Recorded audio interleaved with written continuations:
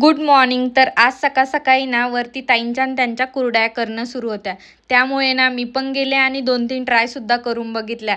आता या कुरड्यांचा दांगोडा असा सुरू होता की त्या 10-20 किलोच्या आहे, पण त्या अगदी 10-20च कुरड्या होत्या. तर छान अशा बनून झाल्या.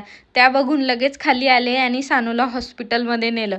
आता 1 महिना काही खाली जात नसेल की हा सर्दी खोकला आमच्याकडे आहेच. त्यानंतर घरी येऊन लगेच मॅडमला औषधी दिली आणि डॉक्टर म्हटले की एवढा भयंकर कफ झालेला आहे की तुम्हाला 2 ते 3 वेळा तरी वाफ द्यावी लागेल. आता वाफ देताना हा क्यूट चेहरा किती करतीये, पण अजिबात असं नाही आहे.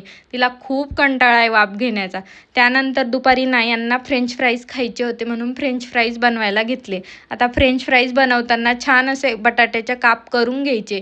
त्यानंतर मिठाच्या पाण्यात 3 ते 4 मिनिटं उकळून घ्यायचे आणि लगेच सुक्या कपड्याने पुसून घ्यायचे आणि त्यावर कॉर्नफ्लॉवर टाकायची आणि सेम छान असे तळून घ्यायचे. एकदम कुरकुरीत फ्रेंच फ्राईज तयार होतात.